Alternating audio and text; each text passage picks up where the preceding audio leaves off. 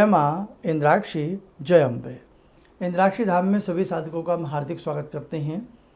आज के अंक में हम बात करने वाले हैं बढ़ते रोग, गिरता स्वास्थ्य। आज के इस परिवेश में नाना भांति की बीमारियों से इंसान जूझ रहा है। कहीं किसी को डिप्रेशन की बीमारी है, तो कहीं किसी को नींद ना आने की बीमारी है, कहीं शुगर तो हर चौथे पाँचवें आदमी को मिल रही है, और इससे भी बड़े बड़े घातक रोग जिसमें कैंसर भी आता है। नाना भांति की बीमारियों से आज मानव का जीवन कमज़ोर पड़ता जा रहा है। आज की इस चर्चा में हम आपको एक पंच धातु का जल भी बताने वाले हैं और कुछ ऐसे विशेष उपाय हम आपको देंगे कि एक बार भगवान का ध्यान करके उन उपायों को आप करने का प्रयास करना। तो सबसे पहली बात तो यदि हम हाथ की रेखाओं पर निगाह डालें, हाथ की रेखाओं में वास्तव में वो योग होते हैं जो आपको आने वाली बीमारियों की भी सूचना देते हैं और आपकी बीमारियां दूर कैसे होंगी उसकी भी सूचना आपको हाथ की रेखाओं से प्राप्त हो जाती है। हाथ की रेखाओं में आपका अतीत भी है, आपका वर्तमान भी है और आपका फ्यूचर भी है। अब जैसे हम हृदय रेखा की बात करें, हृदय रेखा, ये सारी रेखाएं हमने विगत पिछले चैप्टर में अनेकों साधक इनको पढ़ चुके हैं। हृदय रेखा, लिटिल फिंगर के नीचे जो लंबी सी रेखा होती है इसको हृदय रेखा कहते हैं। हृदय रेखा में अनेकों प्रकार के कट बनना, हृदय रेखा में बैलून जैसी आकृति बनना, हृदय रेखा में रूट्स बाहर निकलना, कहीं ना कहीं हृदय से ही संबंधित बीमारियां उस व्यक्ति को हो सकती हैं। और यदि हृदय रेखा कई स्थानों पर विखंडित हो, कटी हुई हो, बैलून जैसी आकृतियाँ अंत के सिरे पर बनी हो, तो कहीं ना कहीं निश्चित तौर पर हृदयघात की बीमारी उस व्यक्ति के लिए बहुत घातक हो सकती है। उसी के साथ साथ उसको कहीं ना कहीं ठंड लगना, उसको गले में खराश रहना, रेशा बनना, बलगम बनना, एस्थमेटिक समस्याएं भी उस व्यक्ति को बन सकती हैं। आपकी हृदय रेखा और आपकी मस्तिष्क रेखा जितनी संकुचित होगी, जितने उन दोनों के बीच की दूरी मतलब कम होगी, उतना वो व्यक्ति कहीं ना कहीं नींद की समस्या से ग्रसित रह सकता है। कहीं ना कहीं वो व्यक्ति बहुत ज़्यादा सोचने समझने पर मजबूर रहेगा। काल्पनिक मन उसका रहेगा, उसके मन में कल्पना अक्सर समुद्र की लहरों की तरह हिलोरे मारेंगी, यानी कि वो व्यक्ति बहुत ज़्यादा काल्पनिक होगा और उसी के साथ साथ नींद न आने की समस्या उसको बढ़ेगी। और बढ़ते हैं मस्तिष्क रेखा, आयु रेखा, गोलाई लिए हुए, इसी आयु रेखा से जुड़ी हुई ये मस्तिष्क रेखा आपकी ये वाली, ये सब रेखाएं हमने पहले बता रखी हैं, इसलिए नए साधक पिछले अंक हमारे देख लें। मस्तिष्क रेखा 3 फाड़ों में विभक्त हो, आगे जाकर के 3 पार्टों में विभक्त हो। मस्तिष्क रेखा बीच में से चली, टूटी, फिर आगे बढ़ी, फिर टूटी, डिप्रेशन का शिकार वो व्यक्ति हो सकता है। मस्तिष्क रेखा बहुत ज़्यादा यू की हुक जैसी आकृति में, नीचे की तरफ हुक जैसी आकृति में आ जाए तो आपके विचार कहीं ना कहीं साथ नहीं देंगे, आपको समझ में नहीं आएगा आप क्या रहे हैं, आप समझ क्या रहे हैं। अब आप यकीन मानना, जो साधक हमारा पिछले 25-30 साल से कार्यक्रम देखते हैं, इतने सारे हाथ की रेखाओं के योग हैं कि अभी 30-40 साल और लगा दिया जाए ये योग समाप्त नहीं होंगे। हम बोलते रहेंगे, आप सुनते रहेंगे। अब हम कम टू द पॉइंट पे आते हैं। हजारों तरह की बीमारियां आज हमारे शरीर में व्याप्त हैं। एक व्यक्ति कई प्रकार की मेडिसिन उसको लेनी पड़ती है। एक व्यक्ति कोई दर्द की समस्या से पीड़ित है, कोई दांतों के रोग से पीड़ित है, कोई आँखों के रोग से पीड़ित है, कोई चर्म रोग से पीड़ित है। कहने का भाव, आज की संख्या में अगर संख्या जोड़ी जाए आज के दौर में और पूछा जाए 50 आदमियों को खड़ा करके कि आप में से स्वस्थ कौन है, तो शायद एक आधा ही व्यक्ति कह सकता है, अदरवाइज़ नहीं। तो अब ये बातें तो बहुत सारी हो गई, अब हमें इलाज की तरफ बढ़ना चाहिए।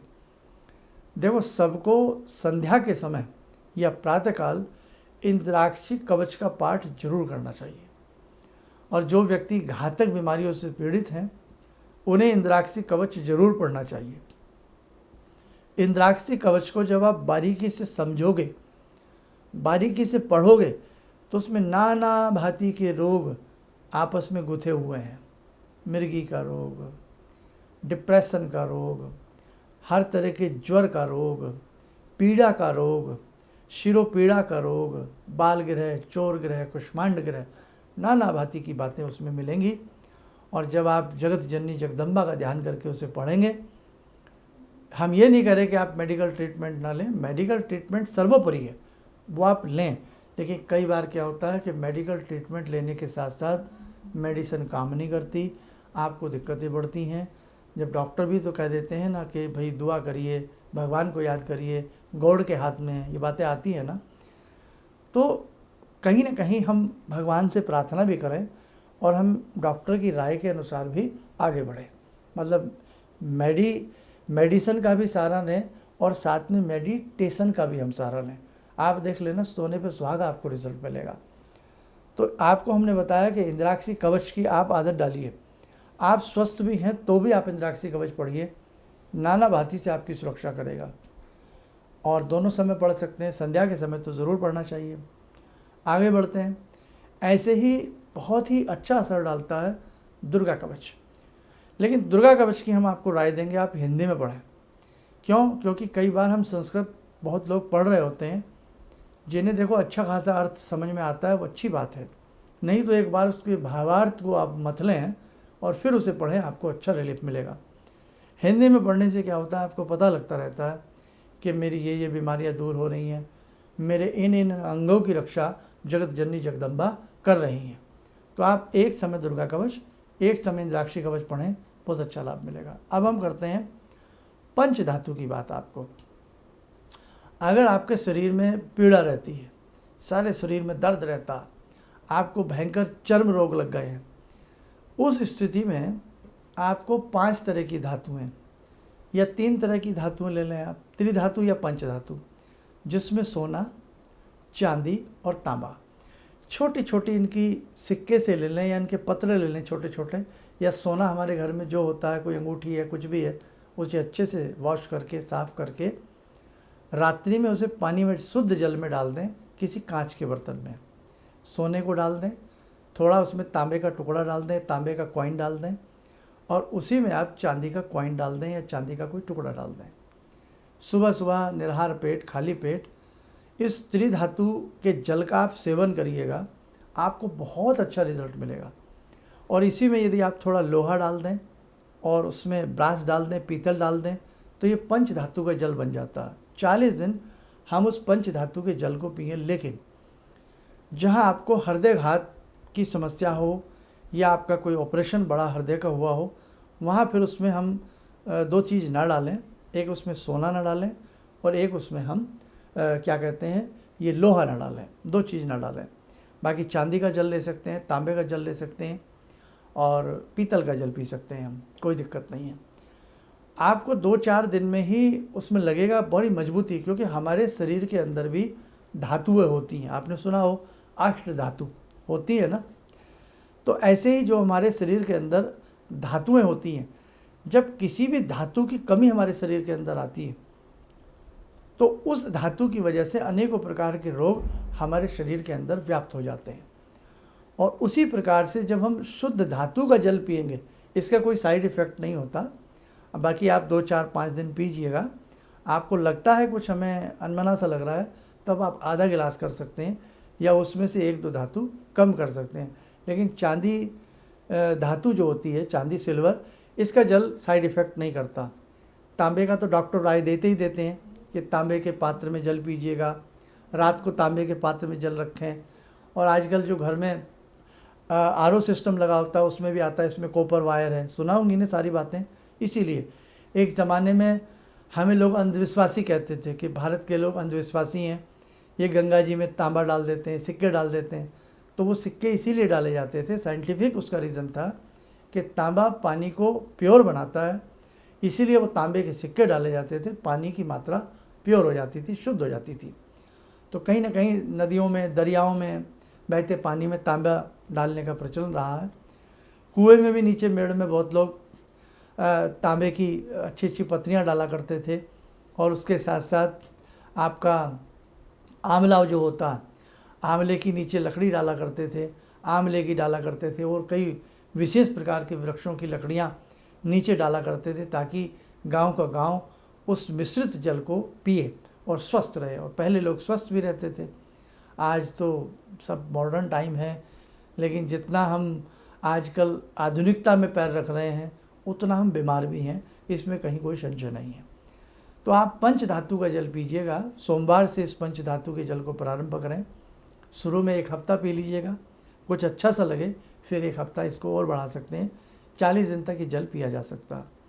इसी के साथ साथ जब आपका जन्मदिन आता, जन्मदिन पे आप तोहफे बांटते हो, बहुत सारा घर में हंसी खुशी मनती है, मननी चाहिए, तो आप अपने जन्म दिवस पर अपने वजन के बराबर अनाज पक्षियों को डालना शुरू करें।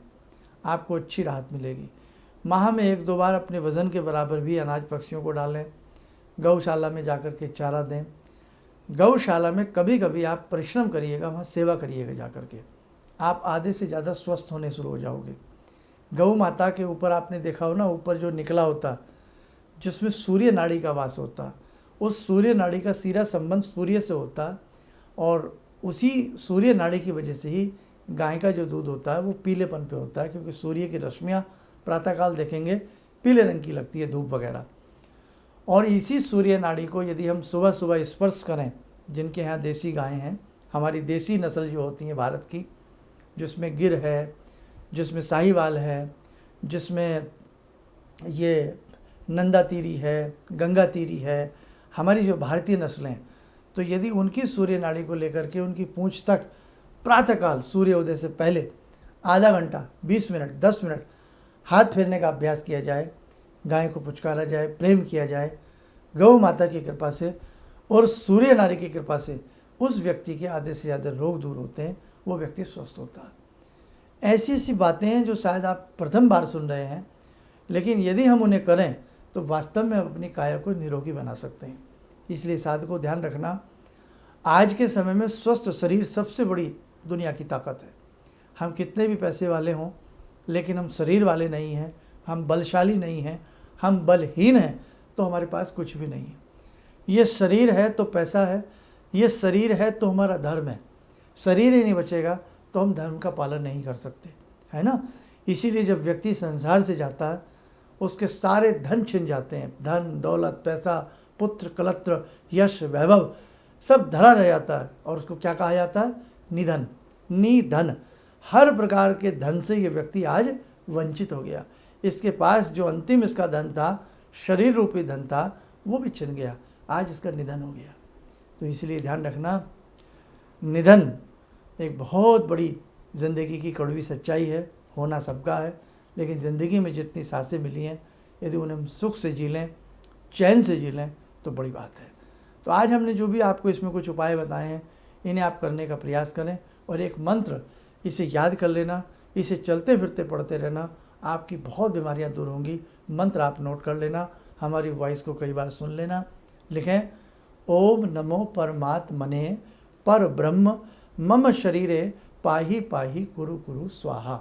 दोबारा सुने, ओम नमो परमात्मने पर ब्रह्म मम शरीरे पाही पाही कुरु कुरु स्वाहा। ठीक, बस ये शिव जी का ध्यान करके इस मंत्र को आप चलते फिरते पढ़ते रहिएगा।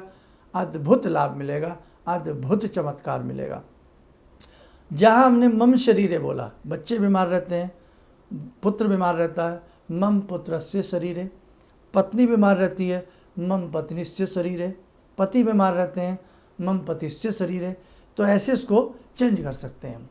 नहीं तो मम परिवारस्य शरीरे, मेरे परिवार का शरीर सभी का स्वस्थ हो। शिव मंत्र है, बहुत अच्छा लाभ देता है। आगामी समय में हम बहुत सारी ऐसी चर्चाएं स्वास्थ्य को लेकर के करने वाले हैं, क्योंकि आज स्वास्थ्य बचेगा तो ही सब कुछ बचेगा। और इसके लिए हम विशेष प्रकार की यज्ञ श्रृंखला, मंत्र श्रृंखला, उपाय श्रृंखला, वो भी आपको कहीं ना कहीं देने का हम प्रयास करेंगे। आइए, समय हो चला आज की ध्यान साधना का। जोड़ते हैं जगत जननी मंगल करणी माँ जगदम्बा से। हे भगवती, सबको आप शक्ति दें, सबको आप भक्ति दें, और आपकी कृपा से सभी निरोगी हों।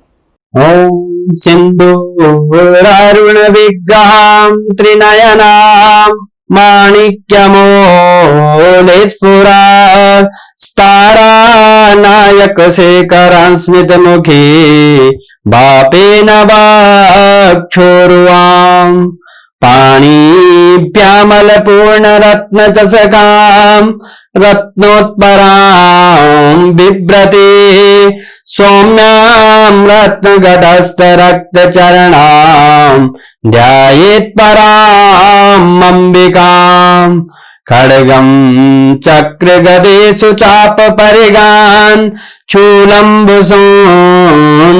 शिरा शङ्खम् संदधतीम् करे स्त्रीनयनाम् सर्वाङ्गभूषावृताम् नीलासमद्युतिमस्य पाददशकाम् सेवे महाकालिकाम् यामास्तो स्वपितैहरो कमलजो हन्तुम् मदुम् कैटवम् विद्युद्दाम समप्रभां मृगपते स्कन्दस्थितां भीषणां कन्या विहकरवालखेट विलसा दस्तविरासेविताम् हस्ते चक्रगराशिखेट विशिखां चापं गुणं तर्जनीम् विप्राणामलिलात्मिकां शशिधरां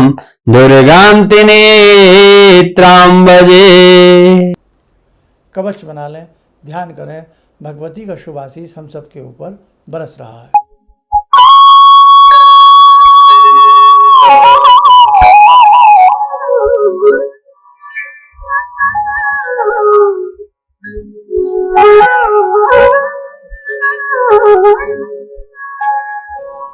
ओम बोलते हुए नेत्र खोलें, सामान्य हो जाए।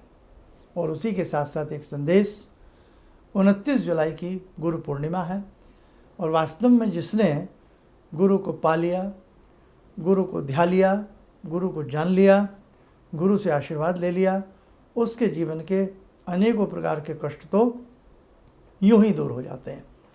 तो जो भी साधक इंद्राक्षी धाम में आकर के एक विशेष प्रकार का पूजन गुरु के निमित्त करना चाहता हो तो आप 29 जुलाई को इंद्राक्षी धाम में पधार सकते हैं।